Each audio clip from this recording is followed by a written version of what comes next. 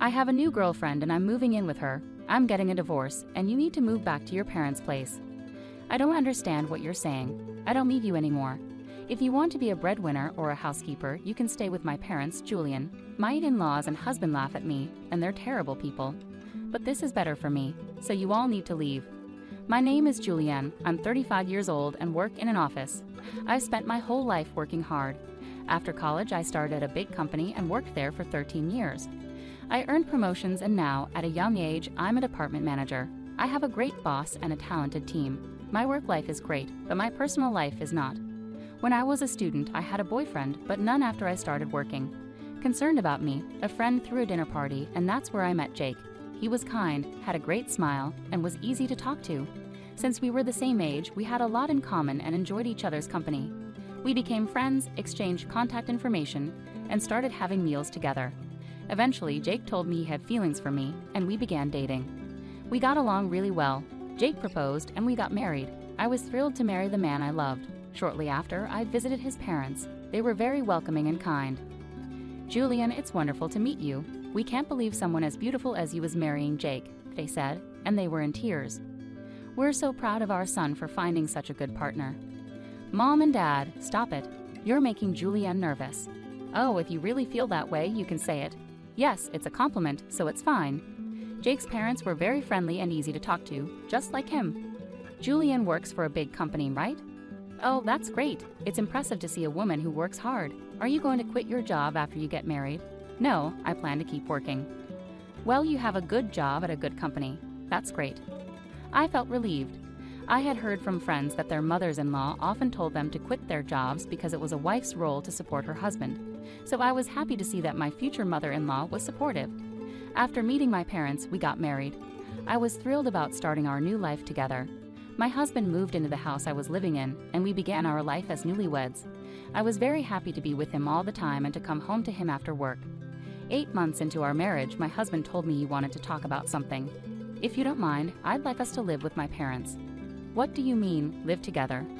Yes, they're getting older, and I'm worried about them. I understand how you feel. My parents are about the same age, but my brother and his wife live with them, so I don't have to worry. However, since you're an only child, it makes sense that you're concerned about your parents. Does this mean we'll be living with your parents? Yes, that's right. But do they have a room for us? They use every room for various things. Well, if you're open to it, I think it would be a good idea to renovate my parents' house and turn it into a 2-family home. 2 families? Yes. If we do that, it will be much cheaper than buying a new house. We can have a nice, spacious place while still keeping our privacy. I think that's a great idea. My in-laws are kind, and having separate spaces will make things less stressful. Yes, exactly. Thank you so much. My parents will be thrilled. I was happy to see how pleased my husband was. When my in-laws visited us later, they were very thankful. With such a kind and cheerful family, I felt like managing 2 households wouldn't be so bad. Soon after, my husband and I talked about remodeling his parents' house. The cost would be about $200,000. During our discussion, my husband made a surprising request. Actually, I have a favor to ask. Could you cover the cost of the remodeling? What do you mean, the full amount? Yes. Why? My husband looked very uncomfortable. Actually, we're in debt. I was shocked. Neither he nor his parents had mentioned this when we were dating or when we got married. How much debt do they have? About $250,000. What?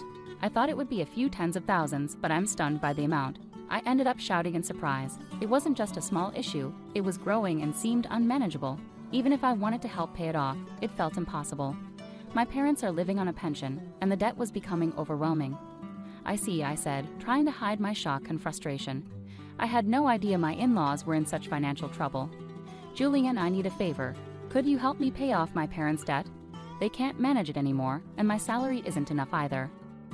Then isn't it going to be hard to renovate the house and live together as 2 families? No, it's important, so let's go ahead with the plan. You've asked me to cover the cost of the remodeling and your parents' debt. That's $250,000. I know it's a lot to ask, but I want to build a life with you and take care of my parents. I love both them and you. I'm sorry if this seems greedy, but if you really love me, please help. I promise to pay you back little by little. I was very upset. My husband and his parents had no one else to turn to but me. I knew he loved me, but I felt misled. It felt like love had blinded me. Okay, I'll pay for it. I agreed. My husband said, "Thank you so much," and shook my hand. He told his parents, who later came to our house to apologize. My mother-in-law even cried tears of joy. I have to do my best from now on, I thought. I was determined to take on my in-laws' debt. Although I had some savings, I was worried about paying it all at once, so I decided to pay $60,000 upfront and the rest in installments. We all got together to discuss the repayment plan. I explained my plan for installments, and they agreed to it. "Why don't you transfer the money directly to the debt repayment account? We're not very good at handling money, and I'm worried about transferring a large amount," my husband said. My in-laws agreed. It would be complicated for me to transfer the money to their account, and then for them to move it to the repayment account. Since it was a large amount, I didn't want it to get lost, so I agreed to transfer it directly. Once we settled the details, my in-laws looked very relieved. Now we don't have to worry about the monthly debt collection. It's been really scary. Dad and Mom, you should thank Julian properly. Words can't express how grateful we are. Thank you so much. We're so glad Julian is our daughter-in-law. No, I said. I was happy that my in-laws were relieved, but I felt a bit uncomfortable. I worried that they might see me just as a source of money. Despite this, I wanted to support my husband's family. With that in mind, I started making the payments, and we remodeled the house to create a two-family home. We moved into our new spacious home. My in-laws were very happy, and my husband was thrilled with the new place. I enjoyed cooking in the new kitchen and was glad we did the remodeling. It was more convenient and closer to work, which shortened my commute and gave me more free time that I could use for studying. I worked hard every day to pay off the debt. However, something troubled me. My husband did not help with the debt payments at all. He had promised to help, but he never contributed from his paycheck. When I asked him about it, he said his salary wasn't enough. I asked to see his pay stubs to understand his earnings, but he refused, so I had no idea how much he was making. I worked hard for about a year to pay off the debt. One day, my in-laws asked how much was left to repay. "It's been a year, so you haven't paid off much yet, right?" "Well, we've paid back about $60,000 this year, so there's roughly $180,000 remaining," I replied. My in-laws were shocked. "What? You've paid back that much, Julian? That's incredible. At this rate, you'll finish paying off the loan in about 5 years if you keep working hard. I'm hopeful we can pay it off," they said. "Thank you so much," my in-laws said, crying with happiness. Seeing them so joyful made all the hard work feel worthwhile. A few days later, I ran into an unexpected situation. I had to work late, so I told my husband I'd be home late. However, the work went smoothly, and we finished on time. I rushed home, planning to make dinner for him. When I opened the front door, I noticed my in-laws' shoes. "Oh, my in-laws are here," I thought. I walked toward the living room and heard them talking with my husband. "You made a smart choice marrying that woman, didn't you, Jake? You did well. I can't believe you got a woman with that much money." "When I found out she works for a big company, I made sure to win her over," said my mother-in-law. "You should be more grateful," my husband replied. "Oh my, you're part of the reason we're in debt," my in-laws said. "What? But I owe the least," my husband responded. "What are you talking about? How much did you spend on horse racing? Your gambling is terrible." "I win a jackpot once in a while, so sometimes we were actually ahead." "How can you be ahead when you owed $250,000? But at this rate, we'll be able to get out of debt and be back on track." "That's great, and she even remodeled our house. I got a really good wife." "Well, I'm going to dump her after she pays off the debt," my husband said. My husband and in-laws laughed. I was so shocked that I couldn't move from the front door for a while. After I calmed down a bit, I made a loud noise locking the door and said, "I'm home." When I went into the living room, my in-laws and husband greeted me with smiles. "Oh, Julian, welcome home. Great job, great job. We're heading back to our room now. Let's have dinner together soon." Their gentle smiles felt frightening after hearing their earlier conversation. I was stunned to see my husband pretending to be a good husband with a smile. I questioned why I had been working so hard to pay off their debt. "Didn't you say you had to work late today?" "Yes, but I finished early, so I came home to cook dinner." I tried my best to stay calm until dinner so my husband wouldn't suspect anything. Later, when my husband was taking a bath, I stayed in my room and cried alone. I cried so hard that it made me want to get back at my husband and in-laws. From that point on, I acted quickly. I began preparing for a divorce and made plans for what to do afterward. About 5 months passed. I pretended to be happy and told my husband that I had paid off my in-laws' debt. My husband's eyes widened. "What? You paid off the debt? That $250,000? It was supposed to take about 5 years. Actually, I had quite a bit saved up. I was hesitant to use it all at once, so I started paying a little from my salary and savings. But since we were already under $200,000, I thought it would be better to clear the debt all at once. I see, he said. Do you mind if I show you? I asked, presenting the bank book. Oh, it's true, he said. $180,000 had been paid all at once. My husband tried to hide his excitement, but I could see he was eager to leave. Wow, Julian, thank you. My parents are going to be thrilled, he said. He put his hands on his face, pretending to cry, but I knew it was just an act. Shortly after, my in-laws came over to thank me. Thank you so much. I'm so glad I met Julian. She's truly a blessing. If I hadn't known the truth, I would have been happy to hear their thanks. But knowing what they were really like, I only acted nice because I was preparing for my plan. A few days later, my husband asked to speak with me. He looked very serious. What's going on? I asked. I'm sorry, Julianne, but you need to leave me. What do you mean? I acted surprised on purpose. I have a new girlfriend. I'm moving in with her, so I'm divorcing you. You'll have to go live with my parents. I was shocked by Jake's sudden announcement. I had anticipated he would leave me once the debt was paid, as I'd overheard their conversation, but I didn't expect him to be so upfront about his infidelity. What do you mean, send me to his parents' place? I asked. I don't really understand what you mean, I said.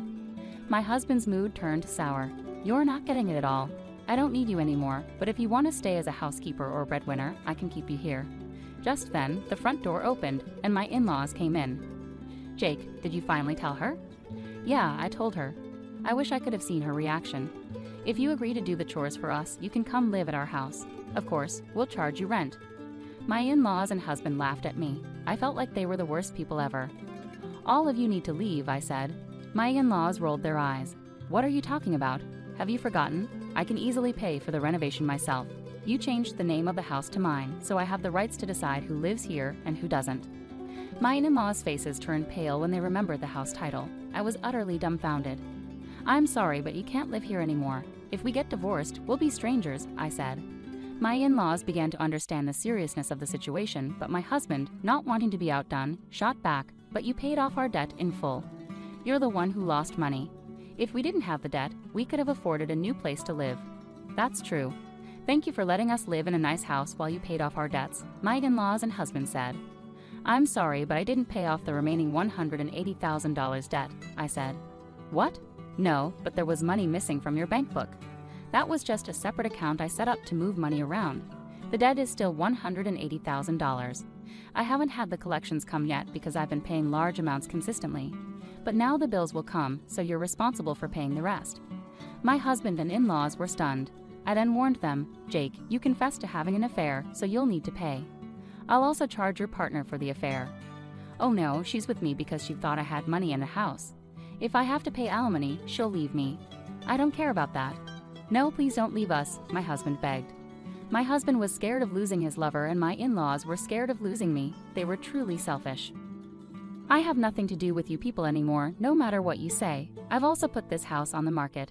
You'll be responsible for paying the $120,000 debt I covered on your behalf through my lawyer. My in-laws were stunned, realizing they were losing everything. I demanded a divorce and alimony from my husband through my lawyer, as well as alimony from his affair partner, and $120,000 from my in-laws for what I had paid.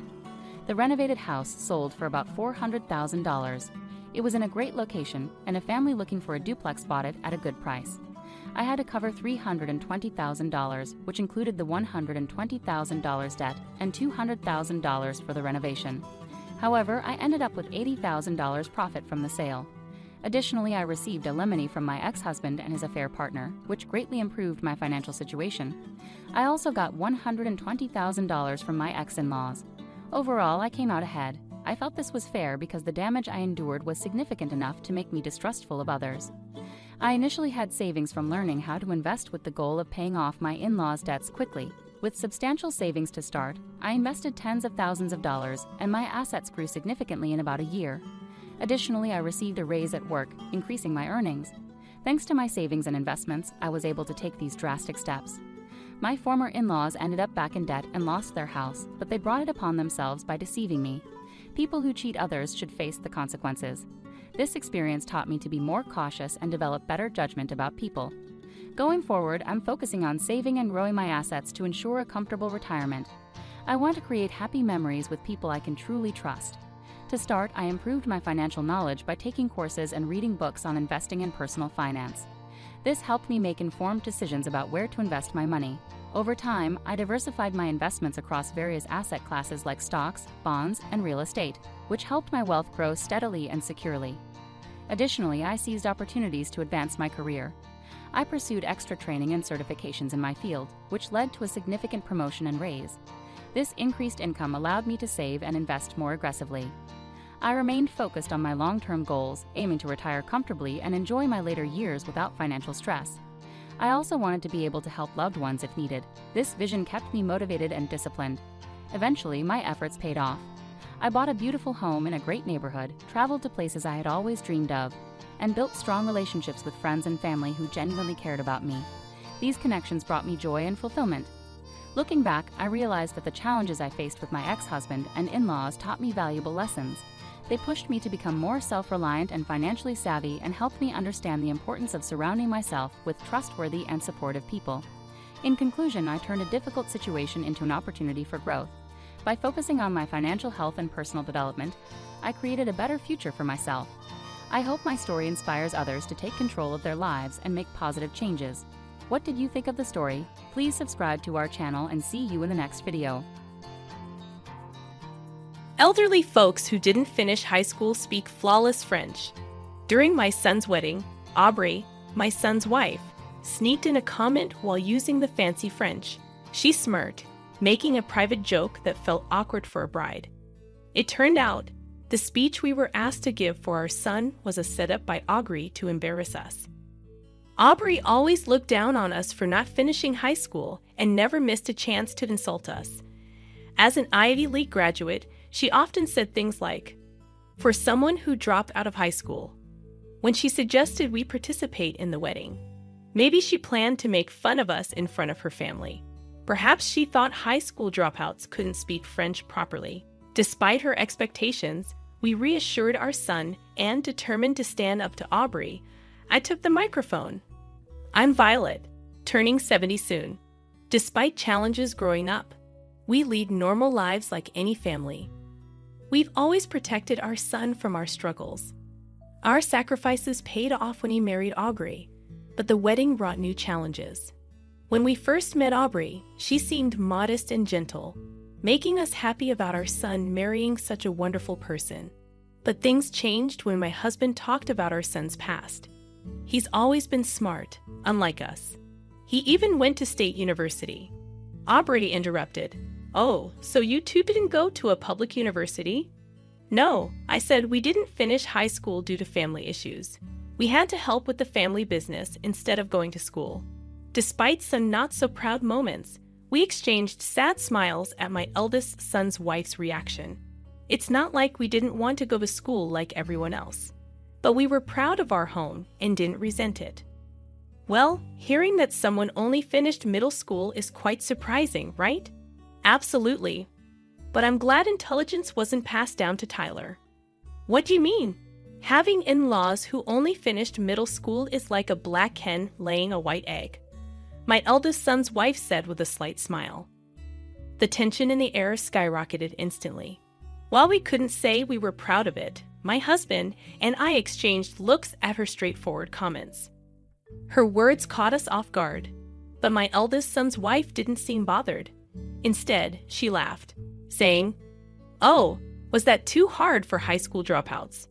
Her carefree smile left us speechless. Trying to give her the benefit of the doubt, we thought maybe she didn't mean any harm and held our tongues. However, her words and actions showed nothing but disdain, as if she was looking down on us. It seemed she viewed us as pitiable, uneducated in-laws just because of the term high school dropouts. From then on, her attitude worsened, and she made hurtful comments whenever she got the chance.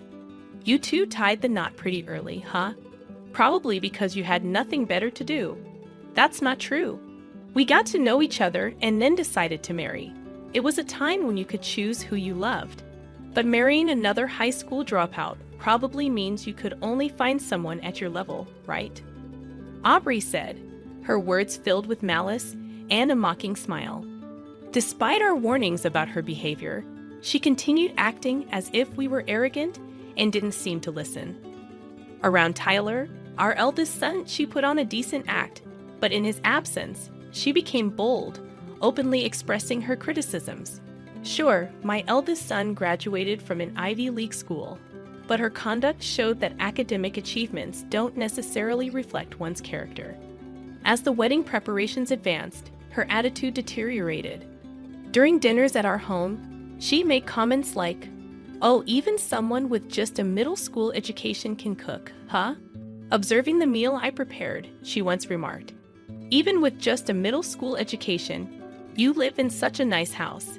Maybe it's because your son is so accomplished."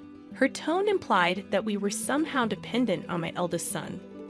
"Aubrey, please show some respect to my dad. This house was bought with his hard-earned money. Tyler is kind, and maybe he helped, but don't be disrespectful." Even when Tyler noticed and tried to intervene, Aubrey brushed it off, saying, "I didn't mean any harm," while smirking at us. When I looked into her condescending eyes, all I felt was malice. Even when my eldest son tried to correct her, she assumed I had tattled on her and seemed annoyed. He couldn't possibly earn enough to build a house just because he dropped out of high school. That's what my friends say too. To make things worse, my eldest son's wife spread unfounded rumors in town, suggesting that we were living off our son's earnings and enjoying a luxurious life at his expense. Her insensitivity had pushed us to our limits. "Don't expect me to take care of you just because I married your son, okay? I joined Tyler's family to avoid dealing with burdens like you. You're preaching to the choir. We wouldn't want someone who can say such harsh words to look after us anyway. You're in denial. By the way, I hope you've let go of the idea of depending on Tyler. Please stop being a bother." No matter how many times we explained, Aubrey remained convinced that we planned to keep relying on my eldest son, continually reminding us. Each time we met, even after clarifying our intentions, she wouldn't listen, leaving me with nothing but sighs. As the tension around the upcoming wedding grew, Aubrey approached us with a request. She wanted us to give a speech as part of the wedding entertainment. "Since we took some money from you both for the wedding, we'll let you attend. But in return, can you do me a favor?" And I want it to be a surprise for Tyler. It's a bit last minute to tell me this, you know. I forgot. I'm sorry, but it's already scheduled, so I can't change it. A speech, huh? Well, if that's all you want, I guess it's fine. Despite her sharp words, I accepted that arguing was pointless and reluctantly agreed. Despite the request for a 10-minute speech from the groom's parents, we were doubtful but went along with it. Surely she wouldn't try to cause trouble during the speech. Just as I had that thought, upon hearing my response, Aubrey narrowed her eyes and grinned mischievously, saying, "Great. So I'll need the speech in French tomorrow." "French? Why in the world?" I asked, taken aback, and she looked down at me with a smug expression. Seeing that expression, I once again realized her malicious feelings towards us, and it left me truly disappointed. Many of my friends, like me, are Ivy League graduates. I don't want to be judged because my in-laws dropped out of high school. But even if they can relate, there's no reason the speech has to be in French, right? Consider how the other guests would feel. Fine, I guess French might be too much for high school dropouts. It must be embarrassing to make excuses, huh? With her persistent sarcasm and forceful demeanor, she left us with a warning to keep our promise and walked away. I exchanged a troubled look with my husband, and he simply shook his head in silence. While we were contemplating our next move, a call came from Tyler. "Mom, are you okay? Is everything all right?" "Yes, everything's fine. What's up?" "I heard from Aubrey that you guys are going to help make the wedding special. I was worried she might have caused more trouble for you." He sounded apologetic as he said that, showing concern for Aubrey's excessive behavior. I wonder if choosing Aubrey as my life partner was a mistake. I never thought someone could change so much just because of their educational background. My eldest son expressed doubts, and it was painful for me to witness. Someone who never bragged about his education and grew up to be a kind-hearted person. Without further worry, my husband and I exchanged a knowing glance, nodding in agreement. "We're okay, honey. Don't stress. Just look forward to the wedding," we'd assured him. With that, we started preparing our speech, determined to show Aubrey our true selves. The next day, we headed to the wedding venue. On the wedding day, everything appeared to be going smoothly, except for the occasional glances and sneers from Aubrey's friends seated on her side. Even when we crossed paths in the corridor, they deliberately bumped into my shoulder without a simple greeting. Without an apology, they moved on with scornful smiles, leading me to believe they might have heard things about us from Aubrey. "Violet, are you okay?" "Yes, I'm fine." I could sense they had been briefed on something, but even then, their rudeness was quite evident. As first-time acquaintances, their character left much to be desired. If I was deemed the problem, they were certainly no better. I straightened my posture, sighed deeply, and waited for the right moment to respond. Now we have a surprise speech from the groom's parents. At the lively announcement, my husband and I looked up. My eldest son appeared shocked, and beside him, Aubrey sneered at us with a smirk that seemed entirely out of place for a bride. The French from the elderly high school dropouts is sure to be entertaining. My eldest son's wife whispered just loud enough for us to hear as we walked by. I had half a mind to slap that smug face, but I restrained myself and took hold of the microphone. After a brief moment to gather myself, I began my speech. First, let me share a little about us. As I started, I noticed from the corner of my eye that Aubrey's eyes widened in surprise. She likely expected a disappointing speech in broken French from the grandparents. While our fluency might not be native-like, it's safe to say we exceeded her expectations. My husband, seated beside me, went on to showcase proficiency in several other foreign languages, not just French. Witnessing Aubrey's wide-eyed and stunned expression, I couldn't help but smirk. How can you give such a speech? It's strange considering you didn't finish high school. Please don't judge a book by its cover, or in this case, by one's education. I replied softly and continued with my speech. I'd openly delivered it in French, addressing my eldest son's wife's disapproval of our educational background. I shared how she had unexpectedly requested the French speech the day before, emphasizing her demanding attitude as if this were the least we could do to attend the wedding. I even brought up her past insults towards us. I had much more to say, but my speech was cut short due to a flustered interruption from Aubrey. Nevertheless, the murmurs and whispers in the crowd, along with the shocked look on Aubrey's face, made me feel that revenge was achieved. Sorry for that little commotion. It was a surprise speech from the groom's parents. Thank you? No, thank you. And may I say, your pronunciation was impeccable. Did you study abroad? No, to our embarrassment, we dropped out of high school. While it's true that we didn't finish high school, my decision was driven by the need to support the family business. As for my husband, despite completing only middle school, he not only provided for his family, but also rose to become the CEO of a successful company. He climbed the ranks through relentless work, eventually establishing his own company and acquiring the necessary knowledge on his own. Skipping formal education was inconsequential for him. We crossed paths by chance through work, and understanding the similar challenges I faced, he stepped in to assist with my family's business. Thank you for helping our family. I can't express my gratitude enough. If you appreciate it, why not join us? Having someone who has faced similar challenges would be reassuring. That's how I joined my husband's company and continued working even after we got married until my retirement. Since the company had operations overseas, both my husband and I became fluent in French. I concluded with a smile to Aubrey. The bride requested us to deliver this speech in French at this beautiful venue. She arranged this opportunity so that my husband and I, who only completed middle school, wouldn't be looked down upon by her and her highly educated friends, some of whom graduated from prestigious universities like Harvard. Despite her request for a French speech, it seemed she couldn't fully comprehend it. Perhaps she struggled to understand our earlier speeches as well. Her earlier outbursts appeared to be fueled by her disdain for witnessing our fluent French. As I waved cheerfully, Aubrey responded timidly. Her usual sarcastic remarks vanished, and she remained silent, looking down for the rest of the event. Guests from my eldest son's wife's side seemed to grasp the speech better than she did. Their smiles from moments ago quickly faded. Aubrey's parents looked equally distressed, and the celebratory atmosphere swiftly shifted. After the ceremony, they hurried over to us, revealing their professional ties with my husband's company.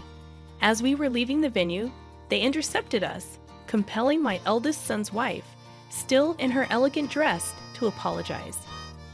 They too offered sincere apologies, and we tried our best to reassure them. Our daughter behaved terribly, and we are genuinely sorry. It's okay. In every family, people are different. I had no idea. It was unexpected.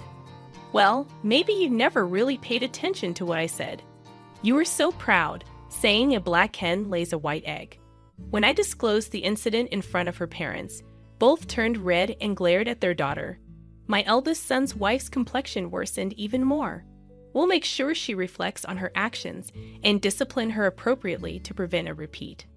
That's fine. She's now part of our son's family. She expressed a desire to distance herself from us. To make matters worse, tears welled up in my eldest son's wife's eyes. Her parents seemed formidable, but that was not our concern.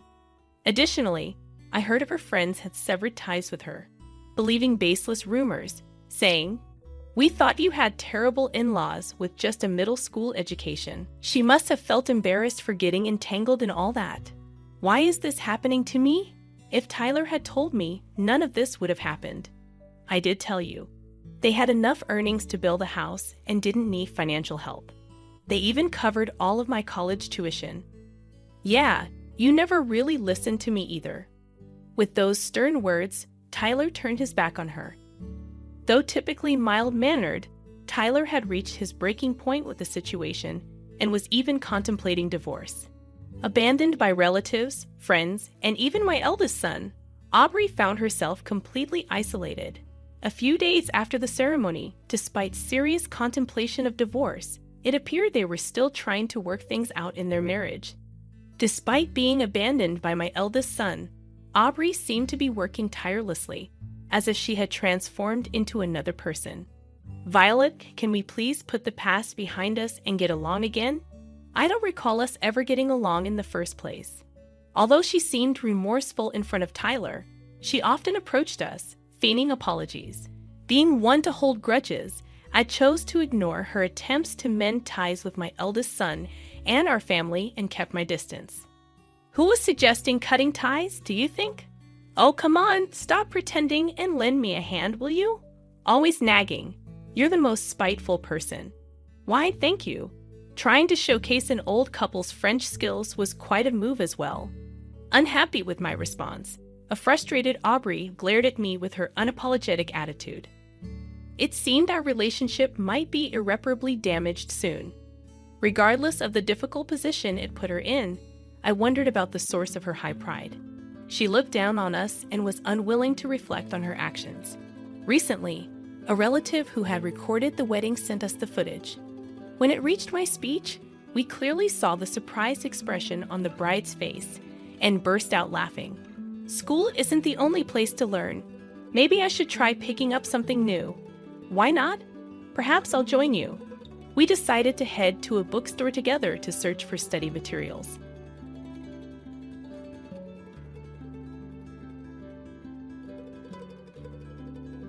That's why I asked you to pay back the money you owe. My husband suddenly left me with a big debt and vanished. I tried to reach him, but he didn't respond. What should I do now? I can't afford to pay off such a huge debt on my own. Thankfully, my daughter was there to support me when I felt lost. "Mom, don't worry," she said. "I'm Kate, 35 years old, working part-time and taking care of the house. My husband's name is Rogan, and we have a daughter. Rogan and I met at a social event where I was feeling nervous, but he approached me and made me feel comfortable. We hit it off and exchanged contact details. As we kept talking, I started feeling something special for Rogan. Soon enough, we began dating. Who would have guessed I'd end up dating someone I met at a mixer? After our first date, I told my older sister Talia about Rogan. She burst into laughter, saying, "Really? I never imagined you'd find a boyfriend at a mixer." I thought you'd date someone from work or something. I've always been shy and not great at socializing. Even as an adult, I rarely went to parties. It's quite a surprise, isn't it? You only went to help out, right? Exactly. When I showed Talia a photo from our date, she said, "He's surprisingly good-looking." After catching up, we said goodbye for the day. Talia is still single and seems content with it, not really interested in getting married or having a boyfriend. While I respect her choice, I'm excited about my future with Rogan. If things go well and we get married and have kids, that would be wonderful. On my way home, I couldn't help but smile. A few years later, Rogan and I got married. I remember his proposal so clearly. It was such an emotional moment. I couldn't stop crying tears of joy. Moving into our new apartment marked the beginning of our life together as a married couple. We used to live apart, so being with Rogan every day felt like a dream come true. Even though our work schedules were different, we made sure to have dinner together, sleep side by side, and cherish every moment. On our days off, we'd relax at home or go for drives, enjoying each other's company. The arrival of our daughter, Rhea, brought even more joy into our lives. She was so tiny and adorable. Her birth was an incredibly emotional experience that I'll never forget. Since Rita was born, I felt like I found true happiness. Our parents and relatives were thrilled too, sending us lots of gifts to celebrate. Just before Rhea was born, I quit my job to focus on taking care of my family. Rogan has always been supportive, helping with household chores and taking care of Rhea, even when he's tired. He'd often say, "I'll look after Rhea so you can rest." I'm grateful to have married such a wonderful person like him. Living with Rogan, who loves and cares for us so deeply, has been incredibly heartwarming. However, a few years down the line, I found myself regretting marrying Rogan deeply. Several years after Rhea was born, Rogan surprised me by resigning from his job. He explained that he had been struggling with a new boss, which had taken a toll on his mental health, leading him to quit. While I understood his reasons, I couldn't shake off the feeling of frustration. Why hadn't he discussed this with me beforehand? Our family relied on his income, so such a significant decision should have been made together. That was unexpected. "Have you thought about what's next?" I asked. "Don't worry, I'll figure it out," he replied vaguely. His response didn't ease my concerns, but I had no choice but to trust him. Luckily, Rogan found a new job relatively quickly. That's a relief. I thought about working too, but with Rhea still young, I want to be there for her, I explained. "Is everything going well at the new job?" I asked. "Yeah, it's fine," he replied curtly. I sensed something was off, but I didn't want to push him further. So I handed Rhea to him and went to take a bath. A few days later, Rogan returned home looking downcast. As I tried to inquire about what had happened, memories of his previous abrupt resignation flooded my mind. Could it be that he had quit again so soon? Sadly, my suspicions were confirmed. "I quit my job," he admitted. "Why?" I asked. "I just couldn't get along with my coworkers, especially being bossed around by someone much younger," he explained. "I understand, but we'll get through this. We'll find another job, and I'll support you however I can." I reassured him. Suddenly, Rogan's demeanor changed, and he lashed out at me. "Why do you look so displeased? You only eat because I work. You just stay at home and act all superior," he snapped, tossing his bag onto the table. Confused by his outburst, I asked, "What's wrong?"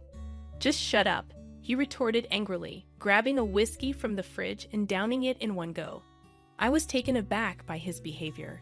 I'd never seen him this upset before. I tried to calm him down, but he continued to vent his frustrations, eventually slumping onto the sofa in a sullen mood.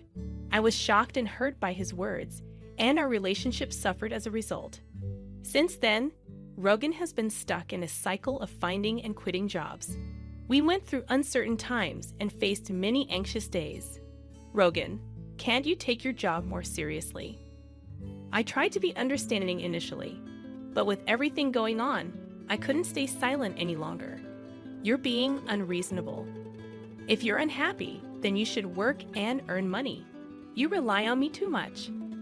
But what about Raya? What about her?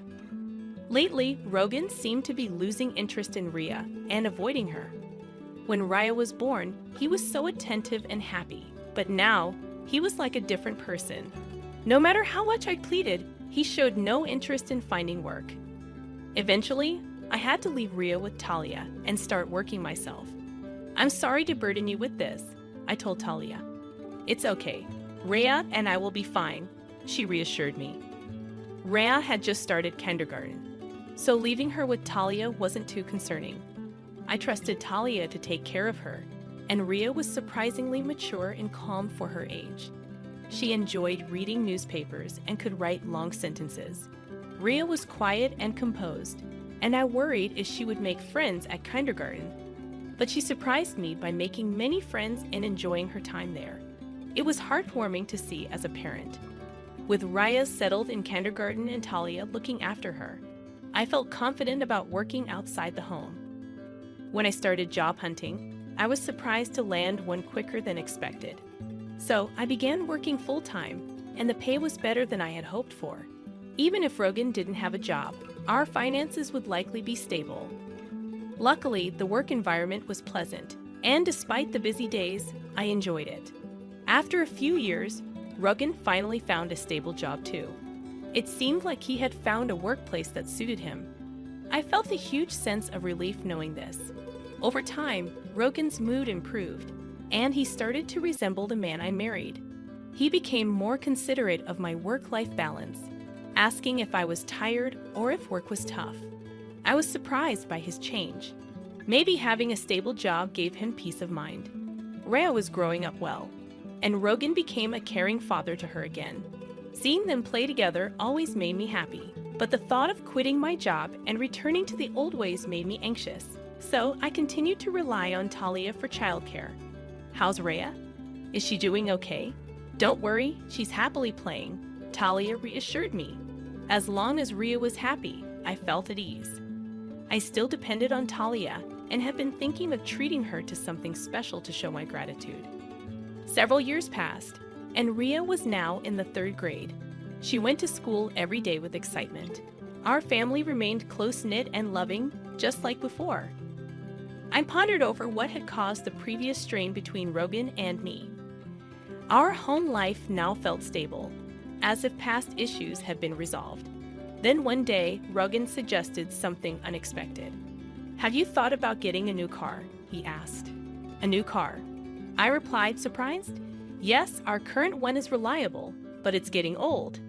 If it's becoming too costly to maintain, I agreed, realizing our car had been with us for a long time and repair expenses were mounting. You might be right. Maybe it's time for a new one. I thought you'd agree. I've already gathered some catalogs, he said. I didn't expect him to be so enthusiastic about it, but we began looking through the catalogs together. Rhea, come here. Which car do you want to ride in? Let's choose together. Rogan called out to our daughter. The 3 of us enjoyed picking out a car together. Little did I know, this day would lead to unexpected events. A few months later, the new car arrived. It was a brand new model, costing over $155,000, and the loan was in my name. Normally, Rogan's name would be on such a loan, but given his job history, we feared rejection. I resolved to work even harder to pay off the loan, and I believed Rogan felt the same way. That's what I thought. But my hopes were crushed in an instant. Rogan stopped coming home, disappearing with the new car we had just bought. Did he get into some kind of trouble? What should I do? Just then, my phone rang. It was Rogan. Rogan, where are you? What's going on? I couldn't hide my concern. Relax, he said. You vanished out of nowhere, and the car is gone. Are you in trouble? I tried to explain how worried I had been, but Rogan laughed and dropped a bombshell. I found someone else. She's more important to me than you. What? What are you saying?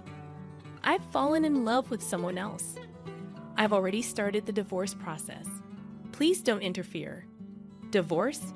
I can't believe this. I was stunned by the mention of divorce. But then I remembered a heated argument we had before. Filing for divorce meant we both agreed to end our marriage. I regretted letting my emotions get the best of me then. Oh, and I have a debt. You'll have to repay it, Rogan added casually. What? How much? Around $200,000. You'll handle the payments. With that, he hung up abruptly. I never imagined something like this could happen to me. Were all of his kind gestures just a facade? As these thoughts flooded my mind, I felt my strength drain away.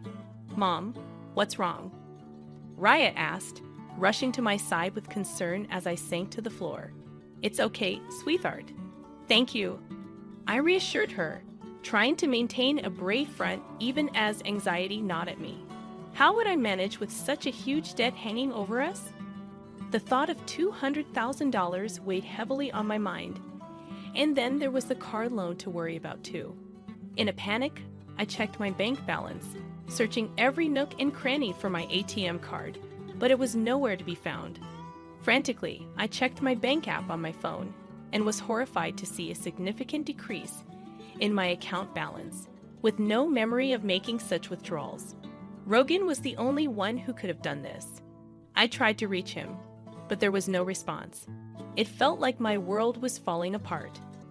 With a blank mind, I resolved to focus on earning money. I decided to keep this burden a secret from Talia and Rhea to spare them unnecessary worry. Weeks later, I collapsed at work due to extreme stress and woke up in a hospital bed, bewildered. Where am I? I asked weakly. Talia entered the room with Raya, her expression full of concern. It turned out I needed to stay in the hospital for several days for further tests. What should I do? I fretted. Let's discuss Rogan once you're discharged, Talia suggested gently. Raya then confessed that she had overheard Rogan's phone call, surprising me with her knowledge of the situation. As I prepared to leave the hospital, I couldn't shake the feeling of apprehension, worried that Talia might reprimand me for letting Raya in on the truth. The next day, I underwent various tests, which revealed that my poor health was due to cancer. Thankfully, it was still in the early stages, and there was hope for recovery through surgery.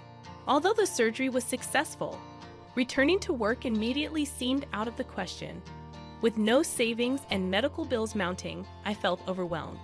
During this difficult time, Talia and Rhea became my pillars of support. When Rhea explained the situation to Talia, she was even more outraged than I had expected. Talia tried to track down Rogan to make him repay the debt and cover the medical expenses, but his whereabouts remained unknown. What should we do if we can't find Rogan? I wondered aloud. Talia then suggested an idea. What about the car that's in your name? Rogan has it, right? Maybe we can try to get it back. Is that even possible? I asked, surprised. Talia explained further. I found out where Rogan is currently working. Surprisingly, he's at a different company inside the same building where I work. Although I usually work remotely, I've seen him there on occasion. With this information, we can make a plan. Then let's go to Rogan's workplace right away, I suggested, eager to confront him. But Talia advised against rushing into things. We need a solid plan, not just a spontaneous approach, she cautioned. Rhea and I have an idea, she continued. That's right, a plan? Raya confirmed, exchanging a smile with Talia. I couldn't quite grasp the significance of their demeanor. As I watched them silently, Rhea smiled reassuringly and said, Don't worry, everything's taken care of. What kind of plan have they concocted? They didn't provide details, but everything became clear a month later while I was at Talia's house. Suddenly, a call came in. Glancing at the caller ID, I saw it was from Rogan. Initially, I ignored it, but it kept ringing persistently. Something must have gone wrong. Summoning my courage, I answered, and Rogan's frantic voice pleaded, Please, help me. I'll explain later. Just come now. I'm in trouble, about to be arrested. He quickly shared his location and hung up. Talia and Rhea, who had overheard the conversation, finally unveiled their plan. We reported the car as stolen. And it was Raya's idea? Talia explained, beaming with pride. Rhea blushed and looked down, clearly grateful. I thanked them both profusely and rushed to where Rogan was waiting. The park he mentioned was surprisingly close to my home. Police officers were gathered around Rogan, questioning him.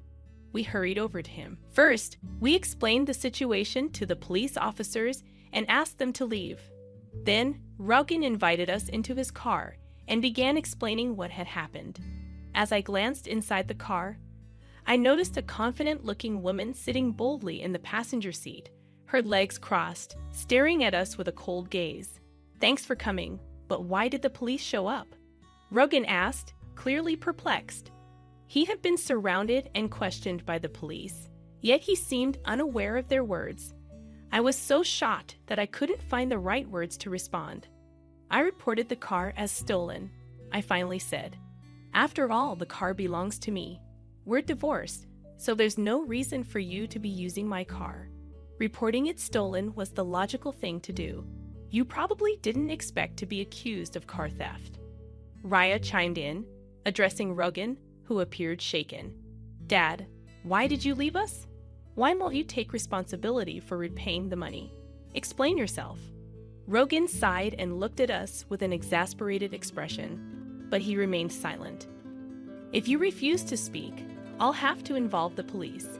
Using my name without permission is a crime," I warned him sternly. At this, Rogan began to speak hesitantly, bit by bit. He opened up about his mistress, Lily, who had recently started working at the same company as Rogan. Their relationship began at a company welcome party and quickly turned romantic. Shockingly, Rogan discovered about 3 months ago that Lily was pregnant, evident from her growing stomach. "So you chose her over us and left?" I questioned, my tone sharp. Talia chimed in, interrupting Rogan's attempt to explain. She criticized his past actions, including his irresponsible behavior toward the family, frequent job changes, and quick temper. Rogan, seemingly lost in thought or simply ignoring Talia, remained silent, while Lily's irritation was evident. She pressed him about the $200,000 debt, but he stayed silent. Then Lily dropped a bombshell. He borrowed money in his wife's name to buy me luxury items. I was lucky. A $200,000 debt for gifts to Lily. What extravagances had he bought her? It was surprising how easily Lily revealed this information, considering it could incriminate them both if they were conspiring. As I pondered this, Raya asked Lily about her pregnancy. "When are you due?" Lily replied, "In about 3 months." But the timeline didn't add up. She claimed to have been pregnant for 3 months, yet she was due in the same amount of time. Something didn't quite make sense. Isn't the timing a bit off? Talia noticed the inconsistency and questioned Lily further. Is the baby really Rogan's? It seems strange for the due date to be in 3 months. Whose child is it? Talia's suspicions were clear. Though taken aback, Lily didn't seem inclined to hide anything. Actually, the child isn't Rogan's, she confessed. I thought about keeping it secret, but dealing with him further seemed like too much hassle, so I decided to come clean. Is that why you admitted to the debt as well? Talia pressed. Yeah, there's no point in sticking with Rogan anymore, Lily replied, her tone mocking. The atmosphere grew tense and uncomfortable. I wanted to leave immediately. Meanwhile, Rogan stared at Lily in disbelief. What are you saying? This has to be a joke, right? He exclaimed. Why would it be a joke? Lily retorted firmly. The tension escalated, making the air thick with unease. Talia took charge. Anyway, I'm calling the police, she declared. Rogan and Lily protested, but Talia reminded them that borrowing money in my name was a crime, as was using the car without permission, especially since Rogan and I were no longer together. She instructed me to make the call, and despite their pleas, I did. Soon, the sound of sirens filled the air. It was a relief to know that they would face the consequences of their actions.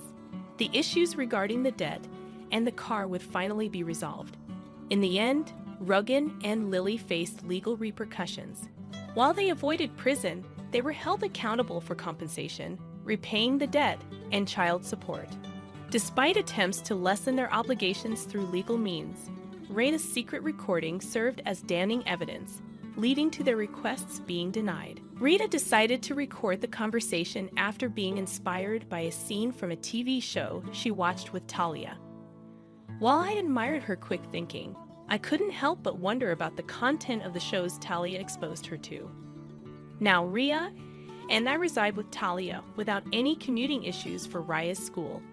As our previous residence was conveniently close, the car was returned safely, and it appears Rogan is somehow managing the debt. If Rogan hadn't made those regrettable decisions, he wouldn't be facing such hardships now. Throughout this ordeal, Talia and Ria have been instrumental, and thanks to them, the situation is gradually resolving. I am determined to work hard for a peaceful life